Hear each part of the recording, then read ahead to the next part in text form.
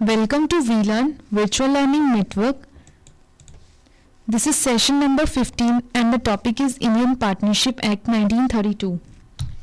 Topics to be covered are the Indian Partnership Act 1932, definition, essential elements, kinds of partnership, rights of partners, incoming and outgoing partner, liability of an incoming partner, and the last one is retirement of partner and insolvency of a partner. Now, Indian Partnership Act 19. Partnership in India are governed by the Indian Partnership Act 1932.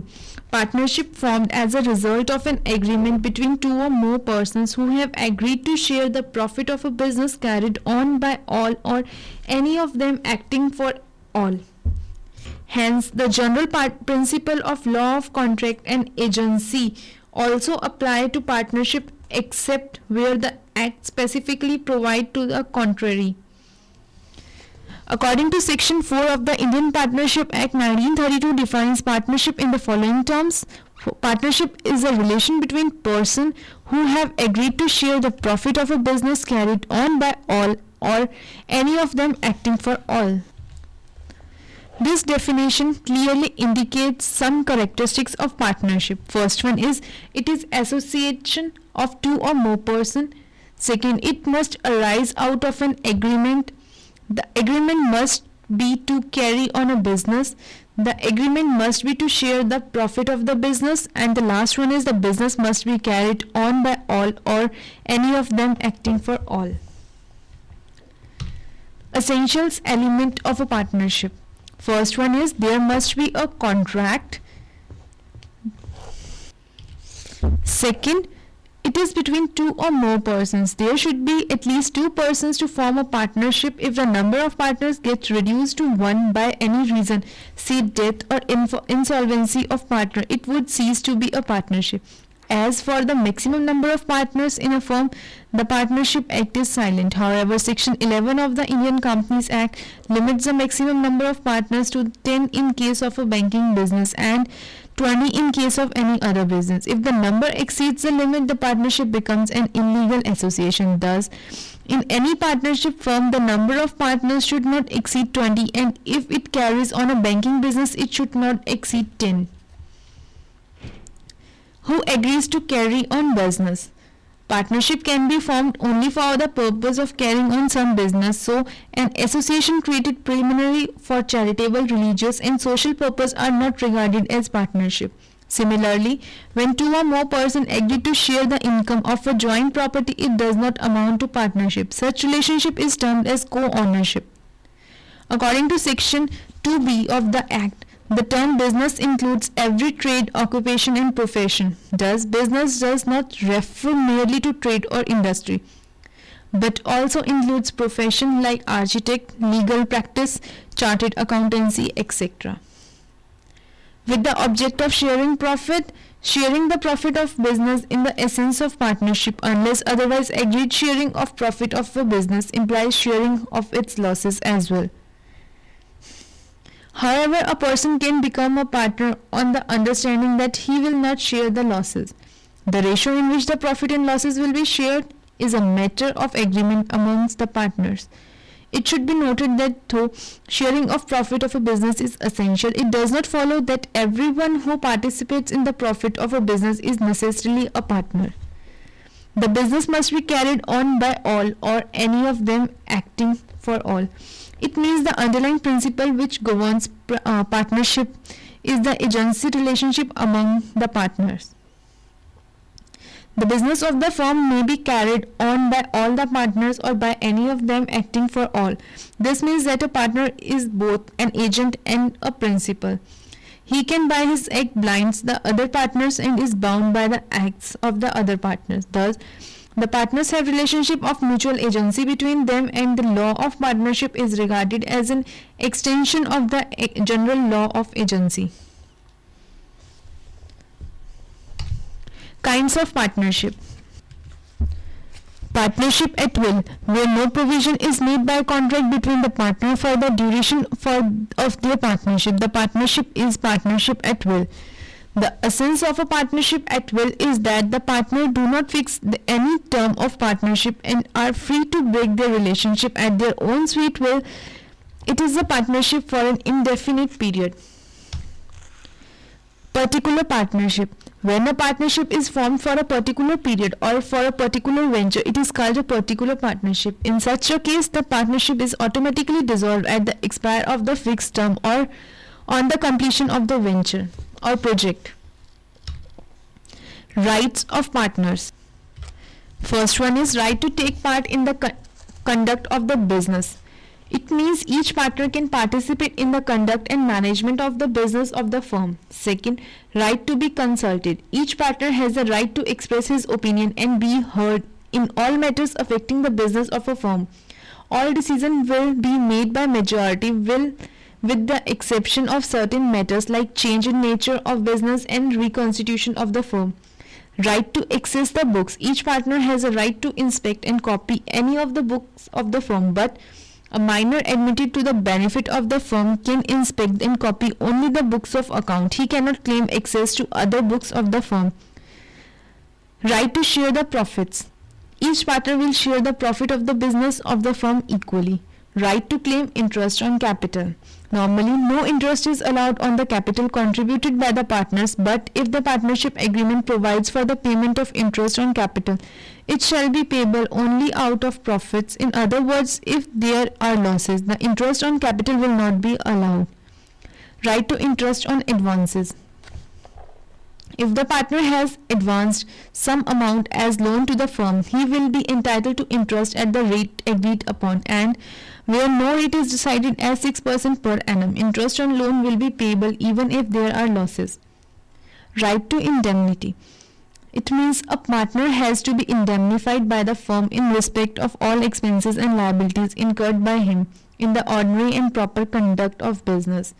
He will also be entitled to claim reimbursement for all payments made by him in an emergency for protecting the firms from loss, provided he acted in a manner as a person of ordinary prudence would have acted in a similar circumstances in his own case. Incoming and outgoing partner. No partner can be admitted as a partner into a firm without the consent of all the existing partners. Mutual trust and confidence among the partners being an essential ingredient of an ideal partnership, it is essential that there must be a consent of all the partners. Liability of an incoming partner. A new partner becomes liable for the debts and acts of the firm only from the date he is admitted as a partner. He cannot be held liable for the acts of the old firm. A new partner may, however, agree to be liable for the debts existing prior to his admission, but such agreeing will not give to a prior creditors the right to sue him because of absence of privity of contract.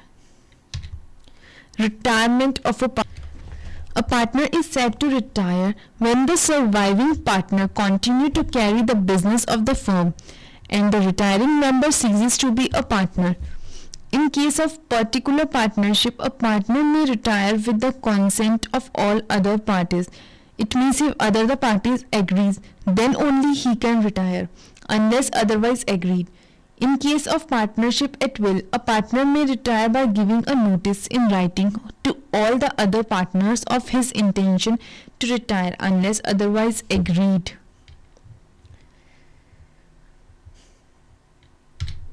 Retirement of partner. A retiring partner continues to be liable for the acts of the firm done before his retirement. He may, however, free himself from his liability towards the third parties for the debts of the firm incurred before his retirement by an agreement with such third parties, and the partners of the reconstituted firm discharging the outgoing partners from all liabilities. The remaining partners alone cannot give this freedom to the retiring partner. He may be discharged if the creditors agree. Exclusion of a partner. A partner may be expelled from a firm by majority of the partner only if first one is the power to expel has been conferred by a contract between the partners. Second, such a power has been exercised in good faith for the benefit of the firm. The partner who has been expelled must be given reasonable opportunity to explain his position and to remove the cause of his exclusion. Insolvency of a partner. When a partner in the firm is adjudicated as insolvent or declared as an insolvent, he ceases to be a partner on the date on which the order of adjudication is made. Whether or not the firm is thereby dissolved will depend upon the agreement of partnership between the partners. The insolvent partner's share in the firm's asset will be used for the firm's debts first, and whatever remains will be utilized for the insolvent partner's personal debts. Death of a partner. Although on the death of a partner the firm is dissolved, but if other partners so agree, the firm may not be dissolved. When a firm is not dissolved, the estate of the deceased partner is not liable for any act of the firm done after his death. No public notice of death is required to relieve the deceased partner's estate from future obligation. Registration of firm.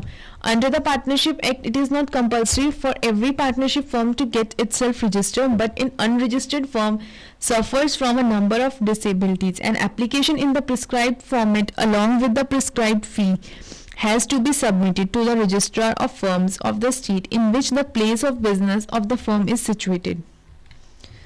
The application must be signed by all the partners and must contain the following particulars: name of the firm, place of the business firm, name of any other place where the business of the firm is carried on, the date when each partner joined the firm, the name in full and permanent address of the partner.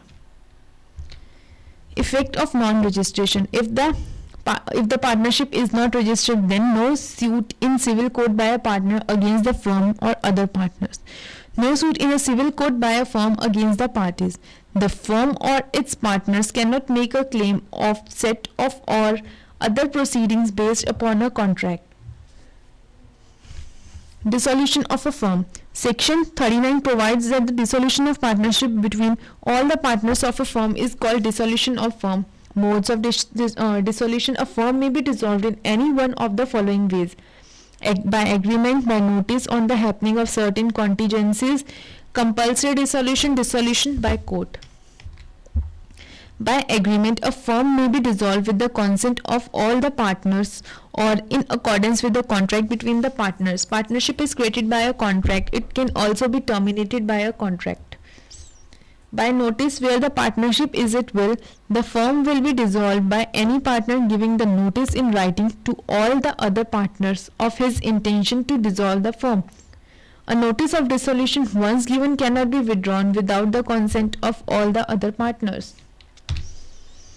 On the happening of certain contingencies subject to a contract between the partners, a firm may be dissolved if a.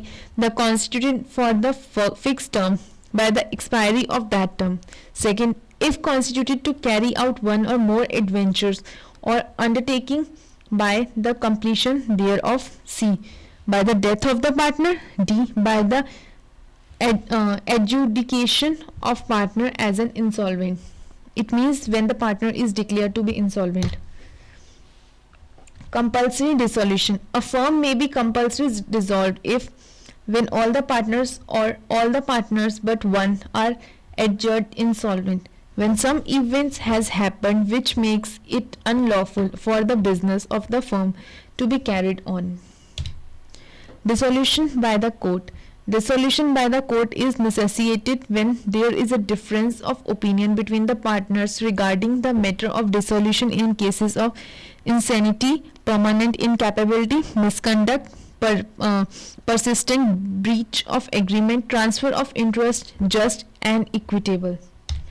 Now there are some questions on the basis of this session. First one is define partnership, how it is formed. Second one is what are the rights of the partnership. Thank you. Happy learning, be learning.